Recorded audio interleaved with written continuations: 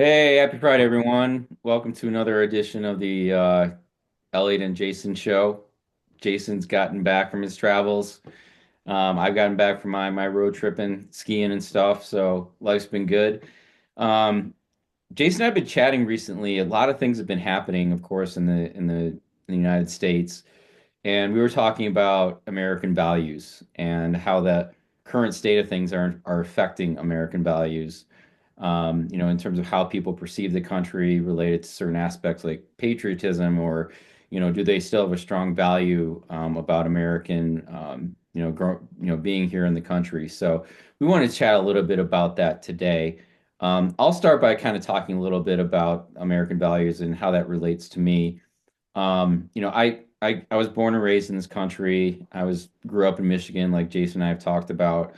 I've always had a very strong patriotism type of feeling towards the country.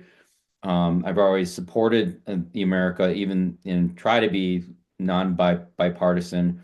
I grew up in a family, politically speaking, that was divided. Half the family was really ardent Republicans. My grandpa was a very ardent Republican. He didn't care who was in the office. He actually told me he didn't like Bush or Reagan as people, but in terms of who he voted for the party.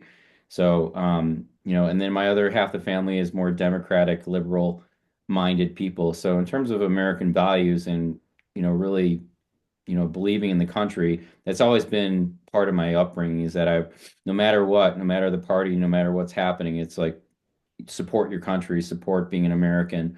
And that's been a very strong value to me growing up. But recently, with all the stuff that's happening in our country, I've kind of changed my views on that. But I'm going to let Jason talk a little bit about from his perspective. I'll get back to how mine has kind of changed, but I want to talk to Jason in terms of like what his opinion on American values are. Yeah, thanks, Eliot. I think what makes us really unique, and we always hear this term melting pot, is we really are a melting pot. So many different uh, religions, ethnic backgrounds. We were brought here one way or another. Unfortunately, some were brought here on slave ships, others immigrated here, others were, Native Americans who, unfortunately, you know, early Americans did commit atrocities against the Native Americans. I think we've, as a society, have done a pretty good job of coming together and understanding that we're all Americans today. I know people might argue with that, and you're going to have your fringes, who are not going to accept their fellow Americans if they're, different than themselves. But for the most part, I think we've done a pretty good job. And I think because of that, been important to have certain values such as freedom and democracy, and also these ideas of working hard and individualism, and that's helped keep us united. But I think where we've had difficulties is being honest with ourselves about our past. For example, Thomas Jefferson, who wrote the preamble to the Declaration of Independence, he said, these truths are self evident that all men are created equal. At the same time he wrote that, he owned over 600 slaves. We don't learn about that as children in elementary school. Even George Washington, right? The famous myth about his father gave him a hatchet when he was 6 years old, and George Washington cut down the father's cherry tree. And the father asked George, "Do you know who did this?" And George said, "I cannot tell a lie. I did it." And the father praised George because your honesty is worth more than 1,000 trees. Sounds great. It's a wonderful story to teach children. The problem is none of it was true, right? Instead, George Washington owned over 300 slaves. We never learned that. And it's not that slavery was okay at the time, because it wasn't.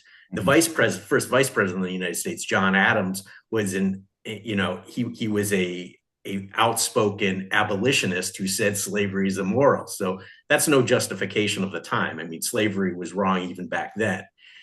I think the internet has allowed us to wake up and learn some things for ourselves, and I think that's part of what is causing our divisions and us to change our American values. And while it's uncomfortable, I think it's ultimately a good thing. Yeah, I think you bring up a good point in terms of like where we started, where these values were, started and grounded within our culture and history, shared culture, in terms of as you said, we have become one nation. Um, but in terms of like I was saying earlier that, I had a really strong patriotic background that I consider myself a patriot, someone who supports America. But over time, my views have gotten kind of shifted, and there's, a growing sense of frustration in terms of this country, it not having as much opportunity as it did earlier on.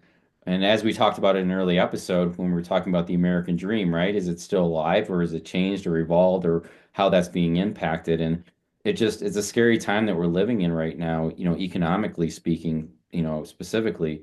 And it's starting to change my ideas about American society, and kind of being a little bit embarrassed to an extent of being an American citizen, and the all the backlash that's going to potentially happen with how we're treating other countries, and then how things are evolving in the American society in terms of politics and economics. It's going to get very difficult for Americans to be able to find jobs. And, for me, I'm very grateful that I was able to find a new job after being unemployed. But so many people, and so many more people are gonna not have that opportunity. And it just leads me to have ideas and thoughts of like, do I move to another country? Like during bad times, I've considered moving to like Canada, or going to Mexico, or going to another country. But that in and of itself, I don't know if it actually solves the problem. So, what are your thoughts on that? Yeah, I've thought about this a lot because I love to travel. I mean, this summer I'm going to plan to spend, at least a couple of months in the country of Georgia. And, I've been all over the world. I think you can't run away from your problems. I think America, with all of our problems, is still the greatest country in the world. And the reason I say that is because we are a melting pot. We have a ton of potential as far as technology and even education. While we're having our problems, the education foundations are still there.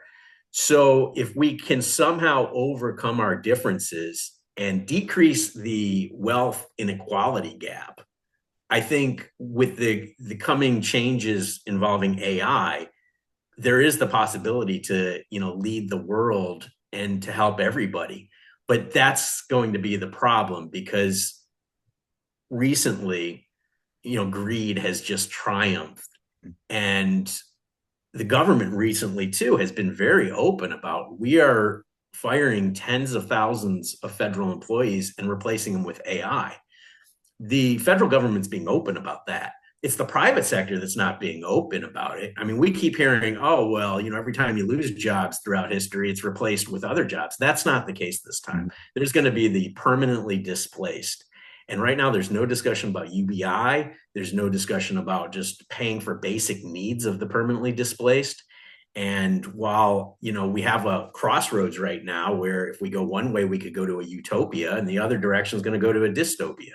And Hmm. unfortunately, we're headed towards that dystopian society, and it's going to get really, really ugly. And I could see people leaving America for economic reasons because it is so much cheaper to live in other places in the world. And the only way you can really pull that off is if you're able to save enough money before you lose your job to AI to do that.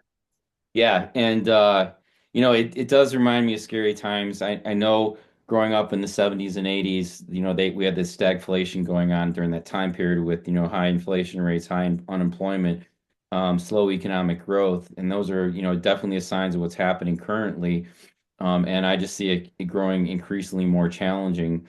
And like you said, it's definitely the erosion of the middle class that's happening, and we are at a crossroads. There are opportunities that we could go to a better place, but unfortunately, there's a strong force that's carrying us in the other direction, which I feel for. I mean, I'm seeing people on social media, also friends of friends, close friends even, that are experiencing such difficult economic times right now. that they're getting desperate. They're like, what can I do? I'm like, they can't get jobs, so like I need to leave or go do something else. So it is a pretty scary time that we live in. And my hope is, like you're saying, is that we can move to more of a utopian, that we can, balance innovation with efficiencies and, be able to create new jobs. But with what's happening with the white collar recession and jobs not being created and not coming back, readily, I mean, they might come back in the next 3, 5 years, but it's a longer recovery period. So I think we're in a very, precarious spot at this point. Um, so I agree with you on that. I think it can go either direction. Um, we've got about another minute or two. Do you have any closing thoughts on this? No, just not now is the time to be vocal. If you do have opinions about this, share it with your elected officials because, in my opinion, we're running out of time. Mhm. I adamantly believe that AI is going to change the world and not necessarily for the better. It all depends on how our elected officials choose to handle the situation, and now's the time to speak up. Yeah, I definitely agree. I think a revolution is going to have to happen, and it's starting to happen. At least people are talking back. We're seeing demonstrations nationwide, as it relates to the federal government layoffs and the downstream effects of that people are taking into consideration and fighting back on. I think it's going to need to continue that effort to be vocal, to make sure that we're voicing our opinions, um, so that we can maintain those strong American values and really pull through and continue to support this country. Yep, for sure. All right. Well, thank you so much, Jason. And to our viewers, we appreciate you. Keep sharing, keep commenting, keep liking, and we'll continue to talk. So Thanks, thank you so everyone. much. Thank you. Talk to you soon. Bye bye.